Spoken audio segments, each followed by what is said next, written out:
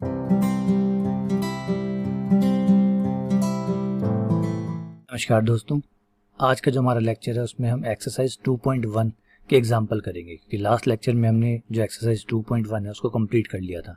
अब हम उसके एग्जाम्पल करेंगे और ये लगातार हम कंटिन्यू रखेंगे। जैसे हम एक्सरसाइज पूरी करेंगे फिर उसके बाद उसके एग्जाम्पल को पूरा करेंगे, ठीक है ना। तो ताकि हम दोनों चीज़ें कवर करके चलें, सिर्फ ये ना हो कि हम एक्सरसाइज को कवर कर रहे हैं एग्जाम्पल छोड़ रहे हैं। क्योंकि पेपर में जब क्वेश्चन आते हैं, जो चीज़ें पूछी जाती है तो एग्जाम्पल में से भी पूछी जाती है और एक्सरसाइज में से पूछी जाती है। तो हर चीज़ आपको पता होनी चाहिए, हर चीज़ आपकी पढ़ी हुई होनी चाहिए, चाहे वो एग्जाम्पल हो, चाहे वो एक्सरसाइज हो, चाहे वो इस प्रश्नावली हो। सब प्रश्नावली, हर एक्सरसाइज की, हर एग्जाम्पल आपको पता होना चाहिए, ठीक है। तो चलिए स्टार्ट करते हैं।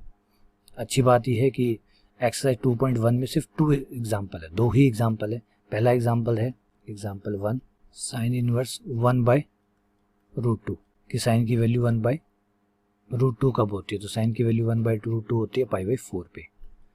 ये π/4 आ गया, ठीक है। ये एग्जाम्पल 1 हो गया और ये आपका एग्जाम्पल 2 हो गया। Cot inverse -1/√3। अब ये कोट का है बेटा, देखिए कोट है और माइनस का चिन्ह आ रहा है, तो पहले माइनस के चिन्ह के लिए काम करना पड़ेगा आपको। माइनस के लिए काम करना पड़ेगा तो कोट जो है वो सेकंड टीम का खिलाड़ी है, क्योंकि जब बंटवारा हुआ था, जब बांटा गया था तो 10 को हमने एक पार्टी में रखा था, एक टीम में रखा था, और जो उसका साथी है कोट उसको दूसरी पार्टी में रखा था। तो कोट है वो सेकेंड पार्टी का मेम्बर है। सेकेंड पार्टी का होने की वजह से इसमें से माइनस बाहर आ गया, pi minus cot inverse minus minus बाहर आ चुका 1/√3।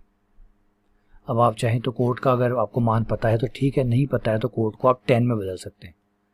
और मैं तो आपसे यही कहूँगा कि इन्हें 10 में, या इनके जो साथ वाले होते हैं साइन कॉस, उनमें चेंज कर लिया करें। कोट है, कोट 1/√3 है तो 10 कितना होगा, √3, क्योंकि कोट 10 का उल्टा होता है। तो जो कोट में होगा उसका उल्टा कर दीजिए और 10 बन जाएगा, तो 10√3 हो गया।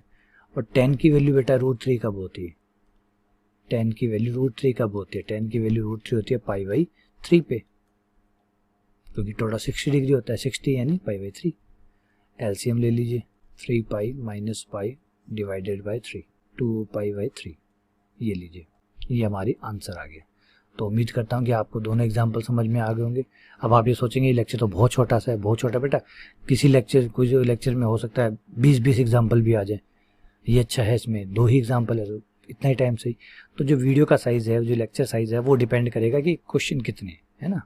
तो इसलिए ये मत देखिएगा कि ये 2 मिनट का ही है, 3 मिनट का ही है। तो 2 मिनट का भी हो सकता है, 20 मिनट का भी हो सकता है और 1 घंटे का भी हो सकता है, डिपेंड करता है कि एग्जाम्पल कितने हैं, ठीक है। चलिए, उम्मीद करता हूँ कि आपको लेक्चर अच्छे से समझ में आया होगा। कोई दिक्कत हो तो ज़रूर बताइएगा। बहुत बहुत धन्यवाद, शुक्रिया।